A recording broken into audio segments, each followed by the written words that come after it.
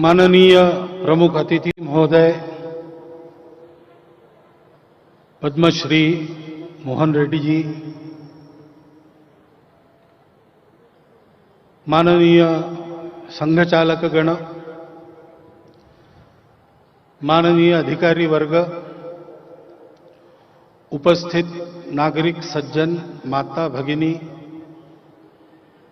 एवं आत्मीय स्वयंसेवक बंधु, इस कार्यक्रम का नाम विजय संकल्प शिविर है। तो स्वाभाविक मन में प्रश्न आता है कि किसके विजय का संकल्प है, किस प्रकार के विजय का संकल्प है। संघ का कार्यक्रम है तो ये संघ के लोग अब किस विजय के लिए और किसके विजय के लिए प्रयास करेंगे, कौन सी लड़ाई लड़ रहे हैं।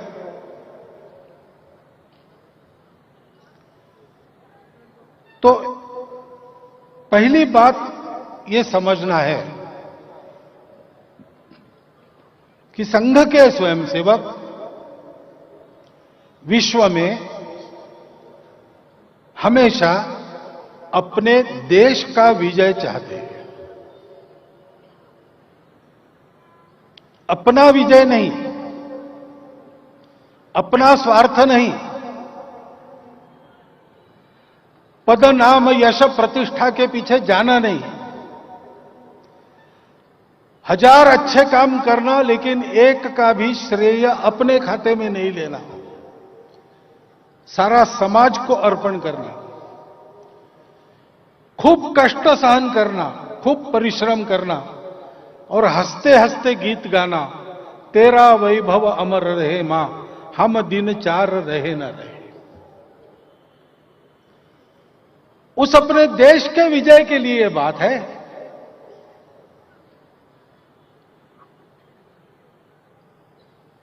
और वह विजय अपने देश के लिए आवश्यक है। हम सभी देशवासियों की इच्छा है, आकांक्षा है और संपूर्ण विश्व की अनिवार्य आवश्यकता है, क्योंकि यह जो विजय हम चाह रहे हैं वह धर्म विजय है। 3 प्रकार का विजय बताया जाता है। विजय की इच्छा तो सभी करते हैं, लेकिन कुछ लोग ऐसे रहते हैं दुनिया में जिनको आसुरी प्रवृत्ति के लोग कहा जाता है। स्वयं भी तरह तरह के दुखों में रहना और दुनिया को भी दुखी बनाना। जो मेरा है वो तो मेरा है ही, दूसरे का भी मेरे पास आ जाए। श्रीमद् भगवद गीता में वर्णन है आसुरी मनोवृत्ति का। मैं ही सही हूं, मैं ही सब कुछ हूं, ऐसा अहंकार धारण करके बोलना करना। नियम, नीति, अनुशासन, इसके बारे में अनास्था रखना, अनास्था उत्पन्न करना। जहां जाएंगे वहां विध्वंस करना, विध्वंस करवाना। ऐसे लोग दुनिया में दिखाई देते हैं। वो स्वयं भी कष्टों में रहते, दूसरों को भी कष्टों में ही डालते हैं। जहां वो विजय करते हैं उनकी विजय सर्वत्र विनाश का कारण बनती है। ऐसे लोगों की विजय को कहते असुर विजय। हमको नहीं ही चाहिए। जिसके हृदय में रत्ती भर भी भलाई है वो आदमी उनकी विजय कभी नहीं चाहेगा। दूसरे राजस प्रकृति के लोग होते हैं जो बातें तो बड़ी अच्छी अच्छी करते हैं और काम भी कभी कभी अच्छे करते हैं यदि उन कामों में उनका नाम होता हो, उनकी कीर्ति होती हो, उनकी प्रतिष्ठा होती हो। उनको मोह रहता है, उनको लोभ रहता है, उनको चाहिए। अगर संभव है तो दुनिया में उनका नाम सर्वत्र हो, अगर संभव है तो दुनिया की सारी संपत्ति उनके ही आधिपत्य में रहे, अगर संभव है दुनिया की सारी सत्ता उन्हीं के पास रहे।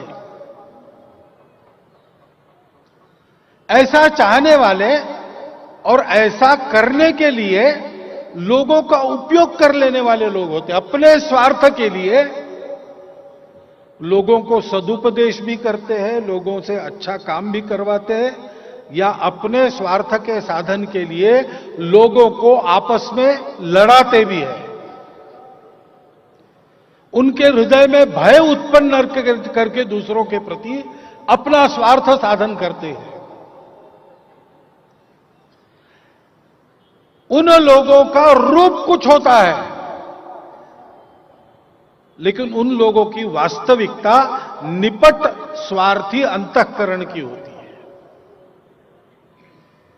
ऐसे राजस प्रकृति के लोगों के विजय को धन विजय कहते हैं। उनकी विजय जहां जहां होती है वहां उनका धन बढ़ता है।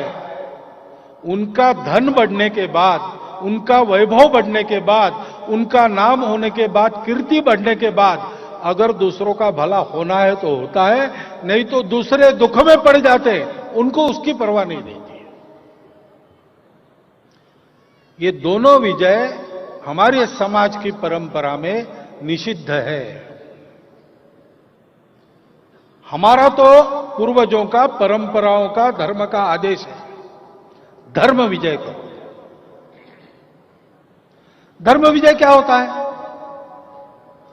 धर्म विजय करने वाले लोग अपने लिए कुछ नहीं चाहते, स्वयं कष्ट सहन करके सबको सुखी रखने में वो विश्वास करते हैं। उनको अपने हित की चिंता नहीं रहती। न त्वहम कामये राज्यम न स्वर्गम न अपुनर्भवम। मुझे राज्य नहीं चाहिए, मुझे स्वर्ग वैभव नहीं चाहिए, मुझे मोक्ष भी नहीं चाहिए। कामये दुख तप्ता नाम प्राणी नाम आरती नाशम। दुख तप्त प्राणियों के आरती को, दुख को मैं निवारण करूं, ये मेरी आकांक्षा है, उसके लिए मैं जी रहा हूं। धर्म विजय करना चाहने वाला ऐसा विचार करता है, संघ ऐसा विचार करता है, हिंदू समाज ऐसा विचार करता है, भारत देश ऐसा विचार करके विश्व में अपना जीवन जीता है। आज संपूर्ण विश्व में राजस और तामस शक्तियों के खेल चल रहे हैं। आज हमारे देश में भी वो खेल चल रहे हैं। उस पर सात्विक शक्तियों की विजय होनी चाहिए। सात्विक शक्तियां अपने लिए विजय नहीं कमाती, लोकहित के लिए कमाती। और उस विजय में होता क्या है? सब लोग जुड़ते हैं, बिखरे हुए लोग भी इकट्ठा होते हैं और सब लोगों की उन्नति होती है। सबको जोड़ने वाला, सबको बांध के रखने वाला, सबकी उन्नति एक साथ करने वाला, शरीर मन बुद्धि तथा आत्मा का सुख एक साथ देने वाला, व्यक्ति की, मानव समूह की, सृष्टि की, सबकी भलाई एक साथ करते हुए सबको परमेष्टि की ओर अग्रसर करने वाला, अर्थ और काम पुरुषार्थों को बहुत अच्छी तरह धर्म के अनुशासन में चलाकर मुक्ति की ओर सबको अग्रसर करने वाला धर्म, वो धर्म दुनिया में प्रादुर्भूत होता है, उसका संवर्धन होता है। उसके कारण सर्वत्र शांति, समाधान, सुख, सर्वत्र परस्पर व्यवहारों में प्रेम, संतुलन, सबका विकास, ऐसी बातें होती हैं। और सात्विक प्रवृत्ति को लोग जानते हैं कि ये विजय हमारे उदाहरण से होनी है। ये उपदेश से होती नहीं, ये दूसरों को पीटकर होती नहीं। अंधेरा भगाना है तो अंधेरों को लाठियों से पीट पीट कर अंधेरा नहीं भागता, एक दिया जलाना पड़ता है, अंधेरा अपने आप भागता है। इस विजय के साधक सात्विक लोग स्वयं को उदाहरण के स्वरूप में प्रस्तुत करते और अपने प्रेम से सबको जोड़ने का प्रयास करते हैं। विरोध तो उनका भी होता है, लांछन तो उन पर भी लगाए जाते हैं, बदनाम तो उनको भी किया जाता है, प्रताड़नाएं उनकी भी होती है, हत्याएं भी उनकी होती है, और क्वचित अपने को बचाने के लिए उनको संघर्ष भी करना पड़ता है। लेकिन उनके हृदय का प्रेम कभी कम नहीं होता। उनकी सबके प्रति सकारात्मकता, सबके प्रति स्वीकार की, सबके प्रति आत्मीयता कभी भी विचलित नहीं होती। और स्वयं को अच्छा बनाकर अपने करनी से दुनिया को अच्छा बनाने का सतत प्रयास वो कभी नहीं छोड़ते। जो ज्वाला मशाल की जलती है उसको आप उल्टा कर दो तो भी ज्वाला ऊपर ही जाएगी। उस ज्वाला के अनुसार, उसके ही जैसा सात्विक शक्तियों के सद्वर्तन की गति हमेशा उन्नयन की ओर ही रहती है, परिस्थिति कोई भी रहे।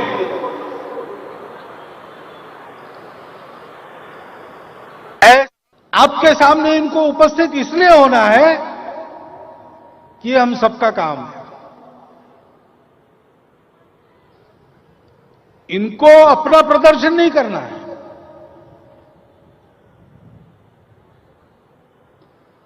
इनको अपने जैसा ही सारा समाज बनाना है।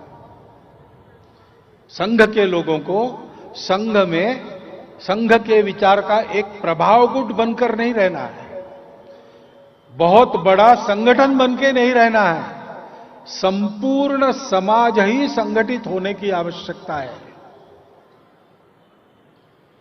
क्योंकि विश्व के सुख के लिए, देश के सुख के लिए, अपने सुख के लिए ये जो सात्विक परिवर्तन हम चाहते हैं, वह सात्विक परिवर्तन करने वाला कोई कॉन्ट्रैक्टर नहीं होता है। अभी धन्यवाद ज्ञापन किया गया, यहां विद्युत की व्यवस्था जिन्होंने की उनका धन्यवाद है, सुरक्षा की व्यवस्था करने वाले पुलिस का धन्यवाद है।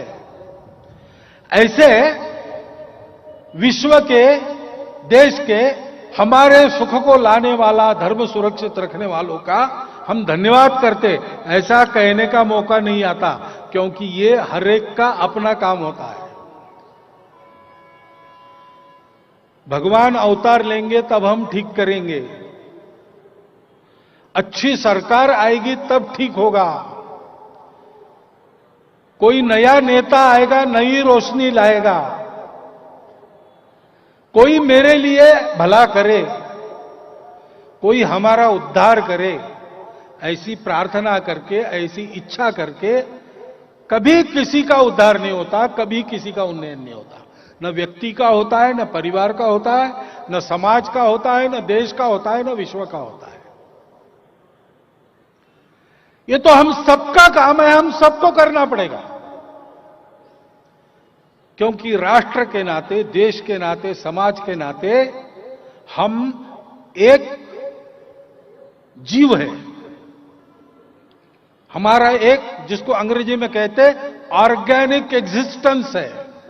संघ की प्रार्थना में हम कहते हिंदू राष्ट्र के हम अंगभूत है। क्योंकि ये जो धर्म विजय का विचार है, ये जो परस्पर के व्यवहारों में प्रेम और संतुलन का विचार है, ये सभी का स्वीकार करना, सभी सही है, हम मिलकर चलकर सबकी उन्नति करें, ये विचार है। इस विचार को दुनिया हिंदू विचार कहती है, वो भारत का परंपरागत विचार है, भारत के मिट्टी में जन्मे सभी विचारधाराओं का वो निष्कर्ष है।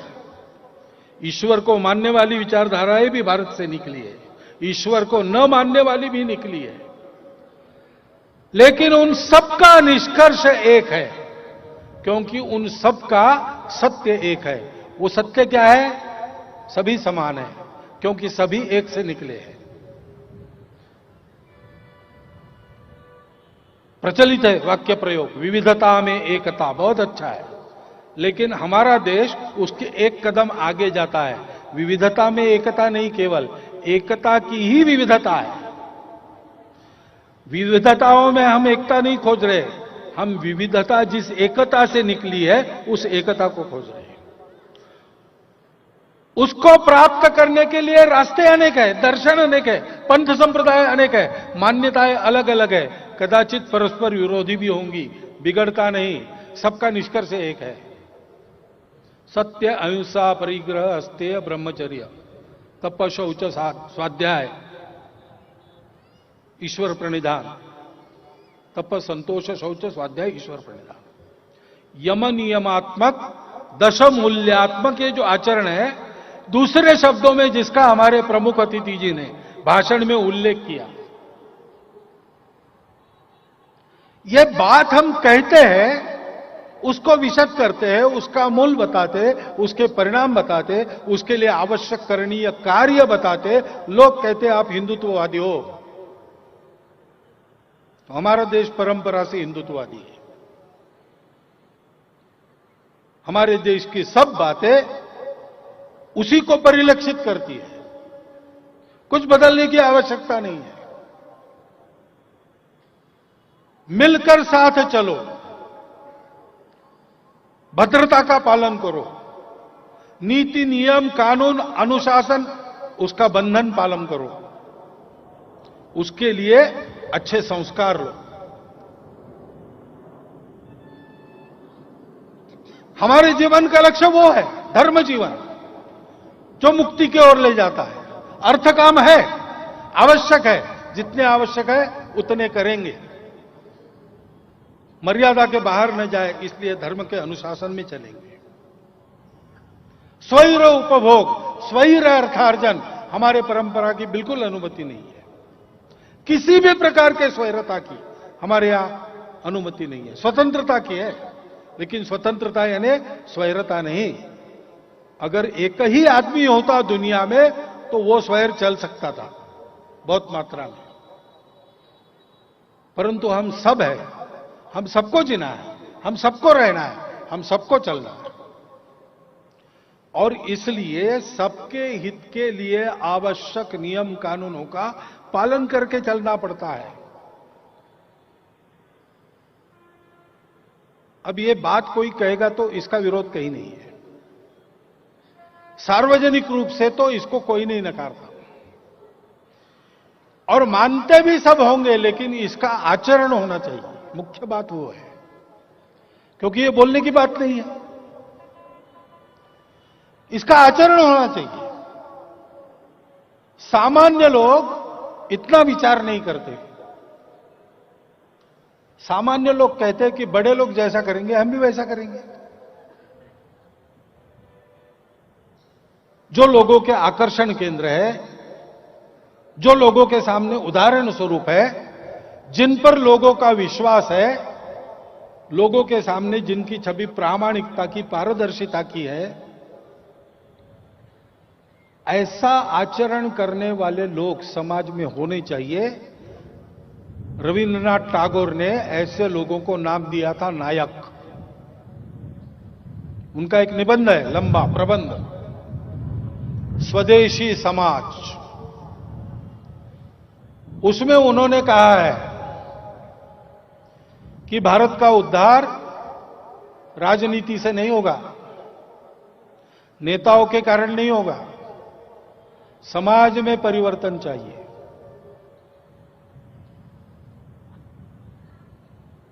फिर वो कहते हैं कि हमारे समाज का स्वभाव है एकता की ओर बढ़ना। अंग्रेज लोगों को बड़ी आशा है कि इस देश में जिनको हिंदू कहा जाता है और दूसरे लोग हैं जिनको मुसलमान कहा जाता है, वो आपस में लड़ेंगे, मारपीट करेंगे और खत्म हो जाएंगे। परंतु अंग्रेजों, याद रखो, ऐसा कभी होने वाला नहीं है। इस आपस के संघर्षण में से ही साथ रहने का कोई उपाय ये समाज ढूंढ लेगा। और रविंद्रनाथ के शब्द है, वह उपाय अवश्य हिंदू उपाय होगा। ये रविंद्रनाथ ठाकुर के शब्द है। और आगे वो कहते, लेकिन इसके लिए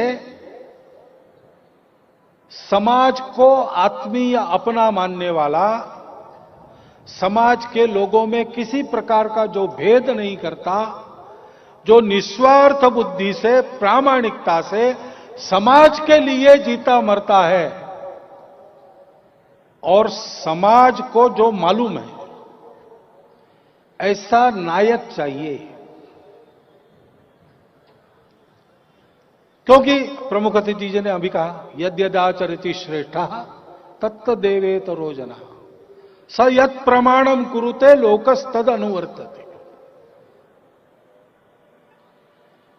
एक नायक पर्याप्त नहीं है। अपना इतना विशाल देश है, इतनी विशाल जनसंख्या है, प्रत्येक मोहल्ले में, प्रत्येक गांव में समाज के प्रति अत्यंत निस्वार्थ आत्मीयता रखने वाले, संपूर्ण समाज को भेद रहित अपना मानने वाले, स्वार्थ का लवलेश भी जिनके मन में नहीं, जिनका चरित्र पूर्ण निष्कलंक है, और इसलिए जो समाज के स्नेह और विश्वास के प्राप्त है, और समाज के हित की चिंता में जीवन जीते हैं, और आवश्यक है तो बलिदान देते हैं, ऐसे तरुणों की, प्रौढ़ों की, बालकों की, किशोरों की टोलियां चाहिए। बस्ती बस्ती में ऐसे लोग उत्पन्न हो गए तो उसके आधार पर समाज बदल जाएगा। जिस दिन समाज बदलेगा उस दिन भारत का भाग्य बदलेगा। नेता कौन है, पार्टी कौन है, साधन कितने हैं, अर्थव्यवस्था क्या है, कोई प्रश्न नहीं रहेगा। ऐसा समाज खड़ा करने के लिए संघ काम करता है। संघ को ये विजय चाहिए। अपने देश को परम वैभव संपन्न बनाने वाला, अपने देश को विश्व गुरु बनाकर विश्व को सुख शांति का नया रास्ता दिखाने वाला भारतवर्ष जिसके कर्तृत्व से खड़ा होगा, ऐसा संगठित हिंदू समाज। मैं हिंदू कहता हूं तब किसी को छोड़ता नहीं हूं, क्योंकि संघ जब हिंदू कहता है तो उसको पीछे तीन बातें हैं।